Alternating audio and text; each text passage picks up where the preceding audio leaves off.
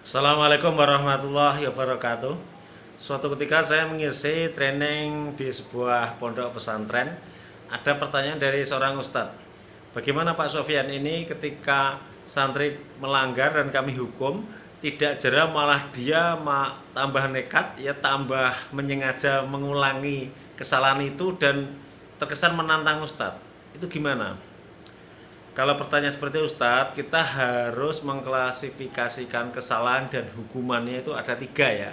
Ini setelah saya pelajari dari sisi syar'i, ada tiga klasifikasi kesalahan dan hukuman dari umat Islam. Ya, yang pertama, ketika dia melanggar disiplin, maka hukumannya harus ruqyah atau ibadah dan atau denda uang. Ya. Sekarang kita pelajari dulu, kita telaah dulu pelanggaran disiplin itu apa sih definisinya. Pelanggaran disiplin itu definisinya adalah ketika orang itu melanggar hal tersebut, dampak negatif dan dosanya hanya mengena pada dirinya ya. Contoh, suami istri yang berhubungan badan di siang hari bulan Ramadan itu masuk kategori pelanggaran disiplin, yaitu dosanya hanya mengenai mereka berdua ya. Yang jelas ini tidak masuk pada dosa besar setahu saya ya. Nanti kalau ada ustadz-ustadz yang akan mengoreksi saya dari sisi syar'i maupun yang lain, silahkan ya, saya dengan terbuka akan melakukan perubahan diri ya. Jadi ketika melakukan pelanggaran disiplin suami istri ini, nuansa hukumannya tiga. Yang pertama, puasa 2 bulan berturut-turut, itu apa? Ibadah ruqyah. Atau yang kedua adalah memerdekakan budak, yaitu apa? Denda uang, berarti kan dia mengeluarkan uang, berarti denda uang, atau kafarat denda ya. Berarti ketika melakukan pelanggaran disiplin hukumannya nuansanya dua, yaitu pertama disuruh ibadah ruqyah atau denda uang. Nah, aturan syariat ini silahkan kita turunkan di aturan pondok pesantren ya. Ketika santri melakukan kegiatan melakukan kesalahan, maksud saya yang nuansanya pelanggaran disiplin, maka hukumannya dua tadi jenisnya. Pelanggaran disiplin misalnya terlambat sholat berjamaah, terlambat masuk kelas, terlambat kembali ke pondok dan lainnya ya. Yang intinya itu dampak negatifnya hanya mengenai dirinya, tidak mengenai orang lain. Maka ketika misalnya ada santri itu sholat berjamaah terlambat, kemudian hukumannya yang tepat adalah dia dipanggil sendiri ya. Maaf ada yang kelewatan tadi, dua hukuman ini tidak boleh diumumkan di publik, di umum, tapi hanya yang diketahui oleh ustadz yang menghukum dan santri itu. Jadi misalnya ada santri yang terlambat sholat berjamaah, panggil sendiri ke kantor kesantrian misalnya ya. Pesantren itu yang tim atau organisasi di pondok pesantren yang mengendalikan atau menjamin terbentuknya akhlakul karimah di pondok pesantren ya, kepada para santri. Dipanggil, "Nak, kamu tadi sholat berjamaah terlambat, sebagai hukumnya silahkan tadarus 1 juz misalnya ya, baca Quran 1 juz ditunggu ustadz." Gitu ya. Maka ustadz tadi saya bilang begini, misalnya ada kasus terlambat sholat berjamaah, santri misalnya jumlah 5 atau berapa, atau hanya 1 orang juga silahkan, kemudian dikumpulkan di lapangan depan masjid, dihukum misalnya push up. Berarti apa? Nuansanya adalah kehukuman fisik dan dipertonton orang banyak. Nanti yang hukuman model ini adalah klasifikasi kedua, yaitu bagi mereka yang melanggar hak orang lain ya, kayak memukul, mencuri, gosop ya. Gosop itu pinjam tapi gak izin ya.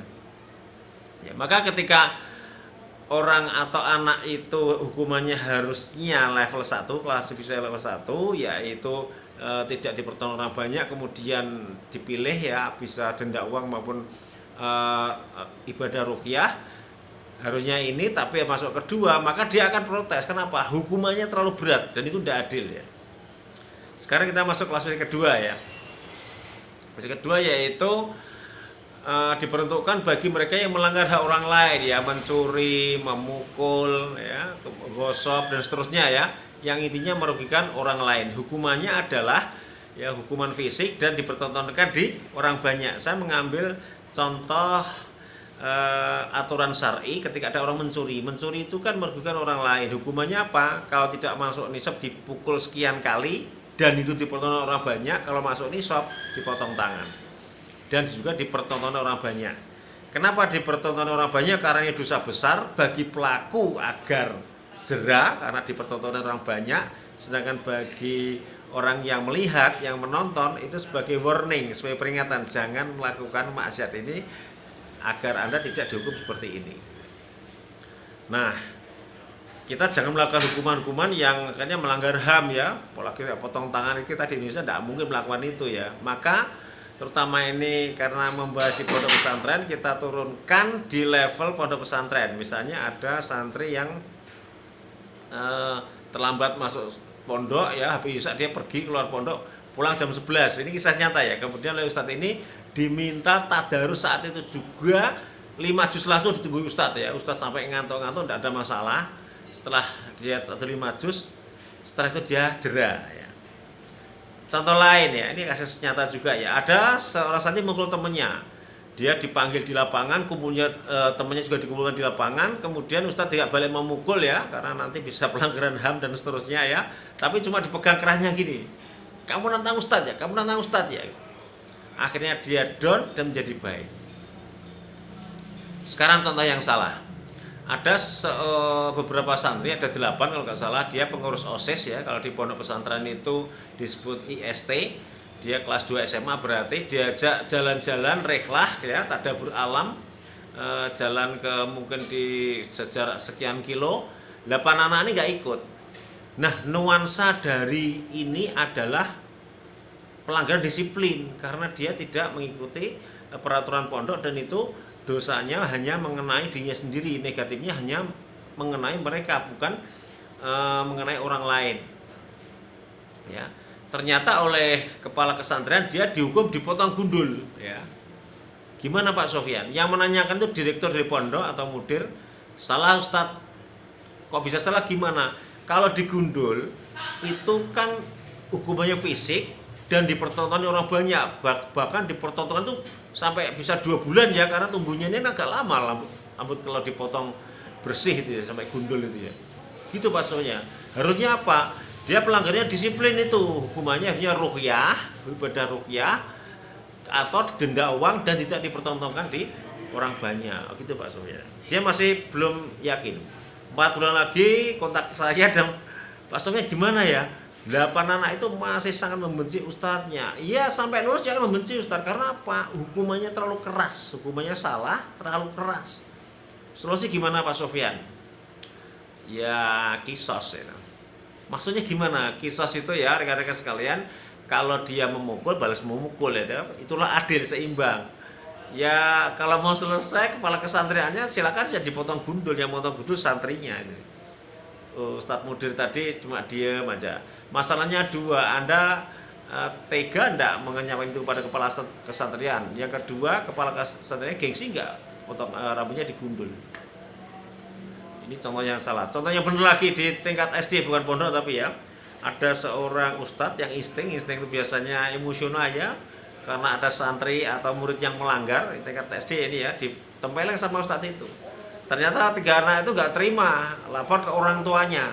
Setelah disidang, ditawarkan untuk kisos, membalas menempeleng ustadznya, yang 2 memaafkan, yang 1 menempeleng. Ya sudah, ditempeleng ustadz, plok, selesai ya. Sakit hati santri atau murid tadi selesai karena dia sudah diperlakukan dengan adil, yaitu ditempeleng, balas tempeleng. Orang tuanya juga akhirnya juga bisa legowo, bisa menerima itu ya.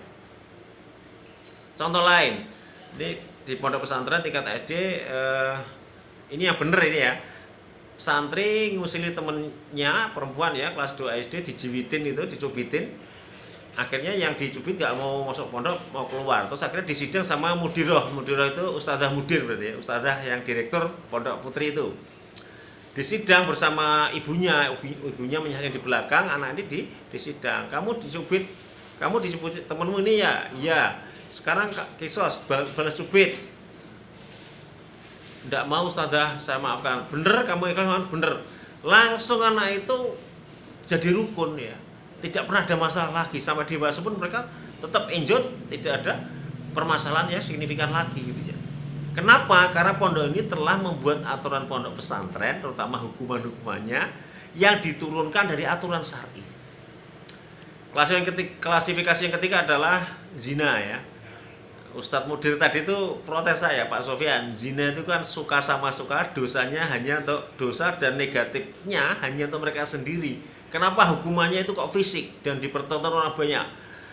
Antum jangan salah menilai Ustadz, orang zina kumpul kebo katakan gitu, itu akan merusak masyarakatnya. Satu desa akan terkena imbasnya, satu RW bahkan satu kecamatan akan terkena imbasnya. Kalau antum tidak percaya, pondok antum sampingnya ada orang berzina ya, kumpul kebo bahasa-bahasanya, dan antum diam saja, pondok antum namanya akan rusak. Betul apa enggak? Wah, betul Pak Sofyan. Maka ya zina itu hukumannya fisik. Kalau dalam Islam aturannya itu adalah kalau belum menikah dicambuk kalau nggak salah 100 kali atau berapa. Kalau sudah nikah itu kan dirojam ya, dilempari batu sampai meninggal. Itu aturan bakunya seperti itu di Islam. Tetapi karena kita hidup di Indonesia ya jangan dipraktekkan, kita turunkan ya. Berarti yang ketiga ini sama, hukumannya fisik dan dipertonton orang banyak. Misalnya ada sebuah pondok pesantren, ada santri putra, santri putri pacaran ya. Putranya fisik dan dipertonton digundul. Dan diumumkan kepada teman-temannya, kenapa dia gundul? Karena dia pacaran. Yang putri jangan digundul ya, nggak etis ya, kasihan ya. Kasih aja kalung dari berbentuk tali atau rafia, kemudian di sini ada papan nama, ditulis saya telah pacaran dengan si fulan dari pondok pesantren ini gitu ya. Suruh pakai selama 7 hari 7 malam. Sudahlah, insya Allah dia akan malu dan akan jerah gitu ya. Nah kalau chattingannya, kalau pacarannya hanya chattingan gimana Pak Sofyan? Ya hukumannya diturunkan lebih rendah. Misalnya laki-laki dipotong gundul tapi separuh gitu ya. Ya ini bercanda ya. Gitu ya rekan-rekan sekalian. Jadi kalau kita mengelola pondok pesantren atau sekolah sekalipun ya, atau organisasi apapun, ketika kita melakukan hukumannya, punishmentnya itu kita turunkan dari aturan syar'i itu, maka insya Allah akan kondusif, orangnya akan, yang melanggar tadi akan insaf, akan bertobat, dan organisasi akan bisa berjalan dengan lancar ya. Satu lagi, ada yang kelupaan tadi, kalau Anda menerapkan denda uang ya, misalnya ada sebuah pesantren, satu kelas santri putri kabur semua ya, jalan-jalan tanpa izin ya. Gimana Pak Sofyan? Antum kasih hukuman apa? Denda satu anak 50.000, bagus. Jerah oke. Tapi saran saya, uang hasil denda pelanggaran itu jangan digunakan untuk pondok, nanti jadi fitnah. Dikira nanti ustadz melakukan pemerasan kepada santri. Ketika terima rapot, kembalikan kepada orang tuanya. Tadi bersenin, uang ini saya kembalikan Bapak, tapi jangan sampai tahu anaknya. Karena anaknya nanti, kalau anaknya tahu, dia melanggar lagi, yalah paling nanti kena denda, dikembalikan orang tua gitu ya. Ini tuh apa? Untuk menjaga agar tidak terjadi fitnah di masyarakat. Demikian rekan-rekan yang mengelola pondok pesantren, silahkan dipraktekkan. Semua pondok pesantren yang saya terapkan hukuman 3 klasifikasi tadi, alhamdulillah santrinya bisa taat, bisa terkendali dengan baik, meskipun mereka melakukan kesalahan tapi akhirnya bisa bertobat kembali. Demikian inspirasi siang dari saya tentang aturan pondok pesantren. Assalamualaikum warahmatullahi wabarakatuh.